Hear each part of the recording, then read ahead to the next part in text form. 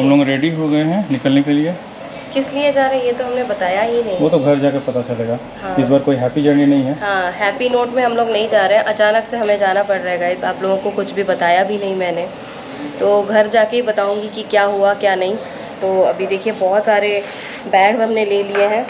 मामा भी जा रहे हैं हमारे हाँ, साथ। मामा भी हमारे साथ जा रहे हैं, तो चलिए निकलते हैं। शादी के बाद इतनी बार मैं ससुराल आ चुकी हूँ, लेकिन कभी इस नोट पे, मतलब एक सैड नोट पे मैं कभी नहीं आई। तो ससुराल अभी मैं जा रही हूँ, लेकिन मैं बिल्कुल भी खुश नहीं हूँ। हर बार ऐसा होता है कि ससुराल जाने की एक एक्साइटमेंट होती है, लेकिन इस बार बिल्कुल भी नहीं है और बहुत ज़्यादा दुख है मन में। और भगवान से मेरी यही दुआ है कि ऐसे नोट पे मैं कभी अपने ससुराल ना जाऊँ फिर कभी। लेकिन ऐसा हो गया, अब होने को कोई नहीं टाल सकता, ये तो मैं जानती ही हूँ। लेकिन जो हुआ वो बहुत बुरा हुआ। और ये जो सिचुएशन है ना, ये मार्च महीने से चलता आ रहा है हमारे फैमिली में। तो पता नहीं बुरा वक्त कब निकलेगा, कब ख़त्म होगा। बट स्टिल मैं भगवान से यही दुआ करती हूँ कि ये जो बुरा टाइम है वो निकल जाए। और सिर्फ मेरे ससुराल में ही नहीं, मेरे मायके में भी एक बहुत ही बड़ा प्रॉब्लम आया है, जिसके बारे में मैं आप सबसे बाद में डिस्कस करूँगी। तो मेरा जो दिमागी हालत है ना, आप समझ ही सकते हो। एक तरफ मेरा जो ससुराल है वो, और दूसरी तरफ मेरा मायका। तो दोनों तरफ संभालना ना मेरे लिए बहुत ज़्यादा मुश्किल हो रहा था। मैं लिटरली मेंटली ना मैं बहुत ज़्यादा टायर्ड हो चुकी थी। मुझे कुछ समझ में ही नहीं आ रहा था, लेकिन स्टिल मैं अपने आप को शांत रख रही थी, क्योंकि अगर आप शांत रहते हो ना तो हर एक प्रॉब्लम का सल्यूशन निकाल पाते हो।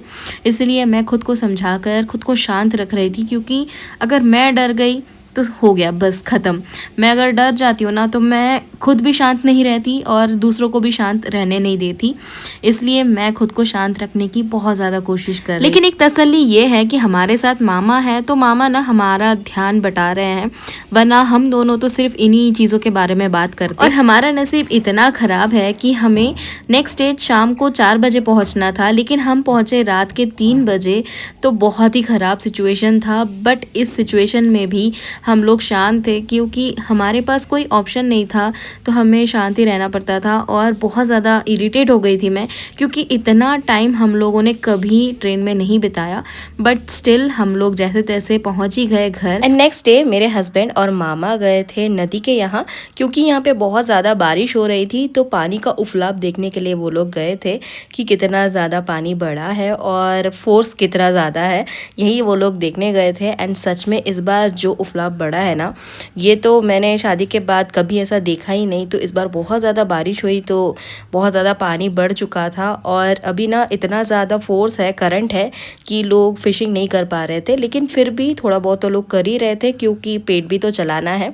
इसलिए लोग थोड़े बहुत जो भी है वो लोग ही फ़िशिंग कर रहे थे, लेकिन बहुत डर डर के, बहुत संभाल के वो अपना काम कर रहे थे, क्योंकि घर चलाना है। और यहाँ पे ना ज़्यादा कुछ ऐसा काम वगैरह नहीं है, तो जो भी है इस नदी के ऊपर ही सब बहुत सारे लोग डिपेंडेंट होके रहते हैं।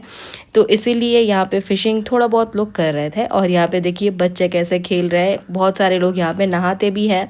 तो बहुत कुछ होता रहता है इस नदी के यहाँ। और ये जो पानी आप जितना देख रहे हो ना, बाद में इतना आप पानी नहीं देखोगे अभी, क्योंकि बहुत ज़्यादा बारिश हुई, तो इसीलिए इतना ज़्यादा पानी आप लोग देख रहे हो। तो बाद में हम लोग फिर से यहाँ आएंगे, तब मैं आप सबको दिखाऊंगी कि कितना ज़्यादा पानी कम हो चुका है। और इन बच्चों को देखिए, इन्हें ना कोई डर है या फिर चिंता, आराम से यहाँ पे खड़े होकर पानी के साथ खेल रहे हैं।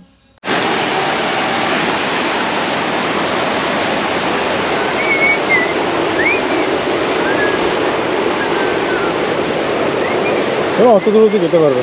হ্যাঁ হ্যাঁ,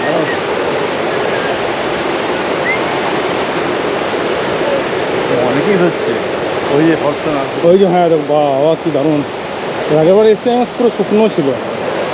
বর্ষ দেখে হ্যাঁ, পা আস্তে আস্তে রাখবে, তাহলে যেও না। অনেকেই হচ্ছে। और यहाँ देखिए कितने सारे लोग ऑलरेडी फिशिंग कर रहे हैं। नेट जो है ना उसको सर के ऊपर से घुमाकर फेंकना होता है। लेकिन यहाँ पे पानी कम है। पानी जो है ना वो लेफ़्ट साइड जो आप लोग देख रहे हो ना वहाँ पे बहुत ज़्यादा पानी है। लेकिन जैसा कि मैंने कहा बहुत सारे लोग डर रहे थे क्योंकि इतना ज़्यादा पानी कभी नहीं बढ़ा। मैंने तो नहीं देखा शादी के बाद, तो जब बढ़ता है ना तो लोग डर जाते हैं, तो इसलिए उस तरफ वो लोग नहीं गए।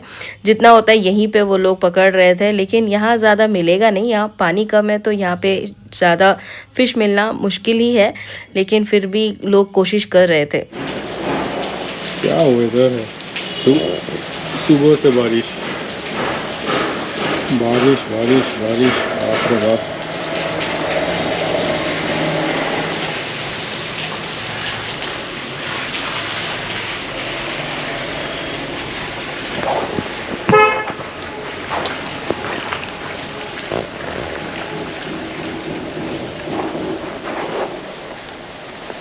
तो गाइस हम लोग फिर से घाटशिला आए हैं।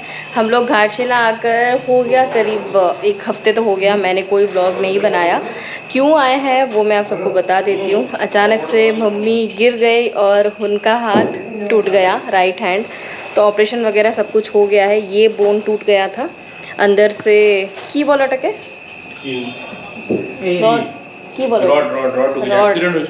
हाँ एक्सीडेंट हो गया था। हाँ मम्मी पापा दोनों ही गिर गए थे हमारे इससे। तो एनीवेज अभी वो बहुत ठीक है।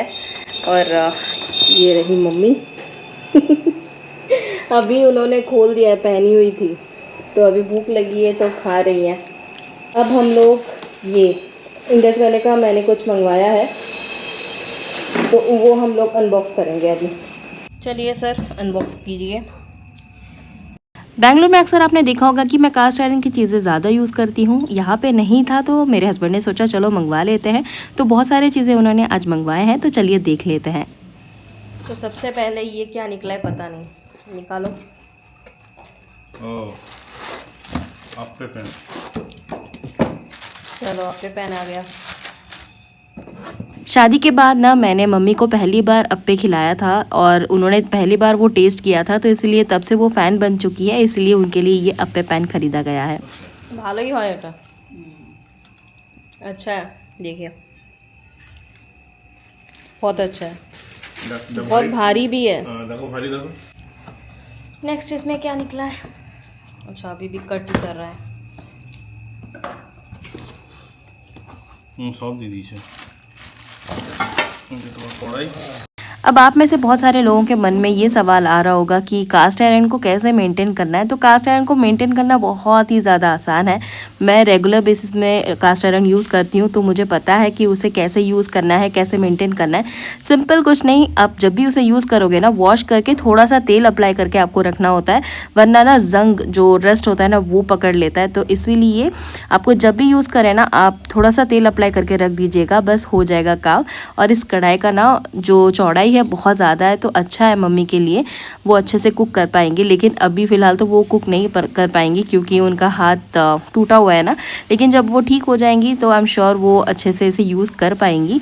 और कास्ट आयरन की चीज़ें यूज़ करना हमारे हेल्थ के लिए भी बहुत ज़्यादा अच्छा है। और आजकल तो लोग नॉन स्टिक यूज़ करना बंद ही कर चुके हैं, तो जो लोग हेल्थ कॉन्शियस है ना, उन्हें कास्ट आयरन ज़रूर यूज़ करना चाहिए और नॉन स्टिक को एकदम डिच करना चाहिए। और इसी के साथ हमें फ्री में मिला ये तड़का पैन। वैसे ये तड़का पैन ना इतना भी ज़्यादा काम का नहीं है, या फिर ये कह लो कि ये इसका क्वालिटी जो है ना उतना भी ज़्यादा अच्छा नहीं है, क्योंकि ये कास्ट आयरन का नहीं है। तो एक बार अगर आप यूज़ करके रख देते हो ना और प्रॉपरली अगर इसे मेंटेन नहीं करते हो तो इसमें रस्ट आ जाता है। तो इसलिए इसे भी बहुत ध्यान से आपको यूज़ करना पड़ता है। लोहे का है शायद, इसीलिए जल्दी रस्ट पकड़ लेता है। और बाकी ये है तवा या फिर डोसा पैन, जो भी आप कह लो, तो ये बहुत ज़्यादा इम्पॉर्टेंट है हमारे घर के लिए, क्योंकि मम्मी डोसा खाना बहुत ज़्यादा पसंद करती हैं। तो इसीलिए मम्मी के लिए ये छोटा सा मंगवाया है, क्योंकि बहुत ज़्यादा बड़ा हो गया तो मम्मी मेंटेन नहीं कर पाएंगी और इतना भारी होता है ना, तो इसलिए मेरे हस्बैंड ने मम्मी के लिए ये छोटा सा मंगवाया है। तो मम्मी लेफ्ट हैंड से पकड़ रही थी और बोल रही थी अरे बाप रे बहुत भारी है, मैं तो नहीं पकड़ सकती। पूरा कास्टिंग ना, পুরো কাস্টিং ধরো বাবারে হ্যাঁ ভারী ধরেছি ধরেছি।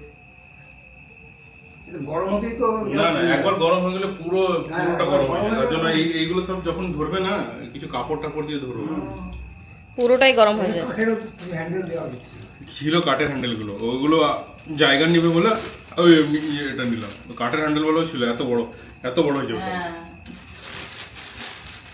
আর একে ভারী তুমি রাখবে আর কোথাও? ওই আমার লোহারটা তো কাঠে ভেঙে